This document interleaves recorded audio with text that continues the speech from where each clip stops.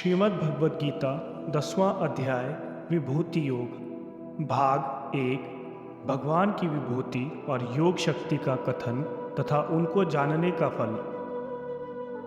श्री भगवान बोले, हे महाबाहो, फिर भी मेरे परम रहस्य और प्रभाव युक्त वचन को सुनो, जिसे मैं तुम्हें अतिशय प्रेम रखने वाले के लिए हित की इच्छा से कहूँगा।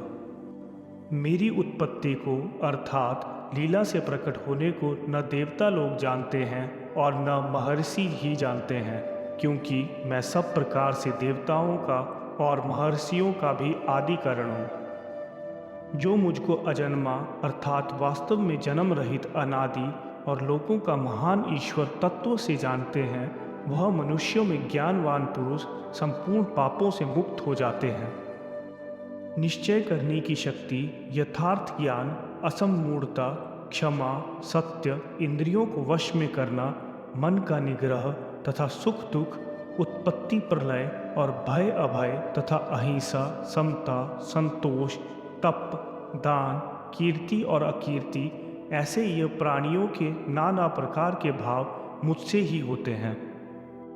7 महर्षि जन, 4 उनसे भी पूर्व में होने वाले, सनकादि तथा स्वयंभुव आदि 14 मनु, ये मुझमें भाव वाले सब के सब मेरे संकल्प से उत्पन्न हुए हैं, जिनकी संसार में यह संपूर्ण प्रजा है। जो पुरुष मेरी इस परमेश्वर स्वरूप विभूति को और योग शक्ति को तत्व से जानते हैं, वह निश्चल भक्ति योग से युक्त हो जाते हैं। इसमें कुछ भी संशय नहीं है। भाग 2 फल और प्रभाव सहित भक्ति योग का वर्णन। मैं वासुदेव ही संपूर्ण जगत की उत्पत्ति का कारण हूँ और मुझसे ही सब जगत चेष्टा करता है। इस प्रकार समझकर श्रद्धा और भक्ति से युक्त बुद्धिमान भक्तजन मुझ परमेश्वर को ही निरंतर भजते हैं। निरंतर मुझ में मन लगाने वाले और मुझ में ही प्राणों को अर्पण करने वाले भक्तजन मेरी भक्ति की चर्चा के द्वारा आपस में मेरे प्रभाव को जानते हुए तथा गुण और प्रभाव सहित मेरे कथन करते हुए ही निरंतर संतुष्ट होते हैं और मुझ वासुदेव में ही निरंतर रमण करते हैं। उन निरंतर मेरे ध्यान आदि में लगे हुए और प्रेम पूर्वक भजने वाले भक्तों को मैं वह तत्व ज्ञान योग देता हूँ, जिससे वे मुझको ही प्राप्त होते हैं। हे अर्जुन, उनके ऊपर अनुग्रह करने के लिए उनके अंतःकरण में स्थित हुआ मैं स्वयं ही उनके अज्ञान जनित अंधकार को प्रकाशमय तत्व ज्ञान रूप दीपक के द्वारा नष्ट कर देता हूँ। भाग 3 अर्जुन द्वारा भगवान की स्तुति तथा विभूति और योग शक्ति को कहने के लिए प्रार्थना। अर्जुन बोले, आप परम ब्रह्म, परम धाम और परम पवित्र हैं, क्योंकि आपको सब ऋषिगण, सनातन, दिव्य पुरुष और देवों का भी आदि देव, अजन्मा और सर्वव्यापी कहते हैं। वैसे ही देव ऋषि नारद तथा असित और देवल ऋषि तथा महर्षि व्यास भी कहते हैं। हे केशव, जो कुछ भी मेरे प्रति आप कहते हैं, इस सब को मैं सत्य मानता हूँ। हे भगवान, आपके लीलामय स्वरूप को न तो दानव जानते हैं और न देवता ही। हे भूतों को उत्पन्न करने वाले, हे भूतों के ईश्वर, हे देवों के देव, हे जगत के स्वामी, हे पुरुषोत्तम, आप स्वयं ही अपने से अपने को जानते हैं।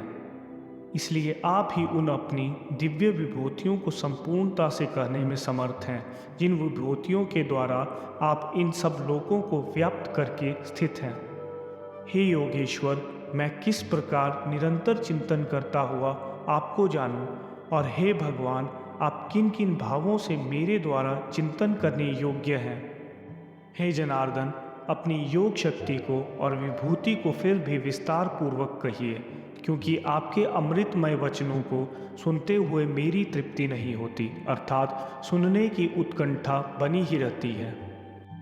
भाग 4 भगवान द्वारा अपनी विभूतियों और योग शक्ति का वर्णन।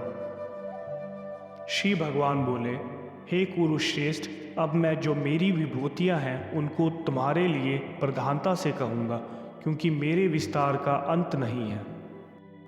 हे अर्जुन, मैं सब भूतों के हृदय में स्थित सबकी आत्मा हूँ तथा संपूर्ण भूतों का आदि, मध्य और अंत भी मैं ही हूँ। मैं अदिति के 12 पुत्रों में विष्णु और ज्योतियों में किरणों वाला सूर्य हूँ तथा 49 वायु देवताओं का तेज और नक्षत्रों का अधिपति चंद्रमा हूँ। मैं वेदों में सामवेद हूँ, देवों में इंद्र हूँ, इंद्रियों में मन हूँ और भूत प्राणियों की चेतना अर्थात जीवन शक्ति हूँ। मैं एकादश रुद्रों में शंकर हूँ और यक्ष तथा राक्षसों में धन का स्वामी कुबेर हूँ। मैं 8 वासुओं में अग्नि हूँ और शिखर वाले पर्वतों में सुमेरु पर्वत हूँ।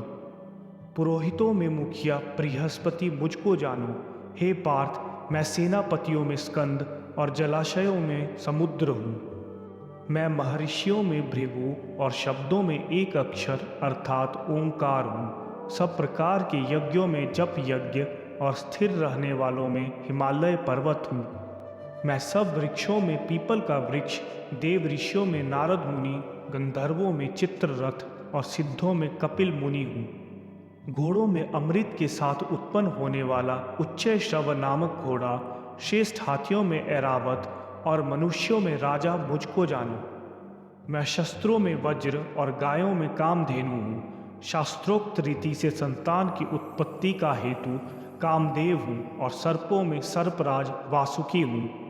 मैं नागों में शेषनाग और जलचरों का अधिपति वरुण देवता हूँ और पिंजरों में अर्यमा नामक पितर और शासन करने वालों में यमराज मैं हूँ। मैं दैत्यों में प्रहलाद और गणना करने वालों का समय हूँ तथा पशुओं में मृगराज सिंह और पक्षियों में मैं गरुड़ हूँ। मैं पवित्र करने वालों में वायु और शस्त्रधारियों में श्री राम हूँ तथा मछलियों में मगर हूँ और नदियों में श्री भागीरथी गंगा जी हूँ। हे अर्जुन, सृष्टियों का आदि और अंत तथा मध्य भी मैं ही हूँ। मैं विद्याओं में अध्यात्म विद्या अर्थात ब्रह्म विद्या और परस्पर विवाद करने वालों का तत्व निर्णय के लिए किया जाने वाला वाद हूँ। मैं अक्षरों में अकार हूँ और समासों में द्वंद्व नामक समास हूँ। अक्षय काल अर्थात काल का भी महाकाल तथा सब ओर मुख वाला विराट स्वरूप सबका धारण पोषण करने वाला भी मैं ही हूँ। मैं सबकी नाश करने वाली मृत्यु और उत्पन्न होने वालों की उत्पत्ति हेतु हूँ तथा स्त्रियों में कीर्ति, श्री, वाक, स्मृति, मेधा, धृति और क्षमा मैं हूँ तथा गायन करने योग्य श्रुतियों में मैं बृहत् साम और छंदों में गायत्री छंद हूँ तथा महीनों में मार्गशीर्ष और ऋतुओं में वसंत मैं हूँ।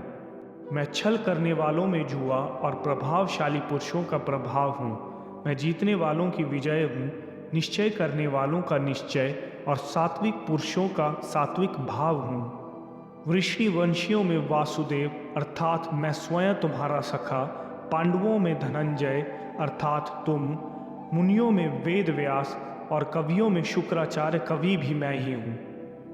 मैं दमन करने वालों का दंड अर्थात दमन करने की शक्ति हूँ। जीतने की इच्छा वालों की नीति हूँ। गुप्त रखने योग्य भावों का रक्षक मौन हूँ और ज्ञानवानों का तत्व ज्ञान मैं ही हूँ। और हे अर्जुन, जो सब भूतों की उत्पत्ति का कारण है वह भी मैं ही हूँ, क्योंकि ऐसा चर और अचर कोई भी भूत नहीं है जो मुझसे रहित हो।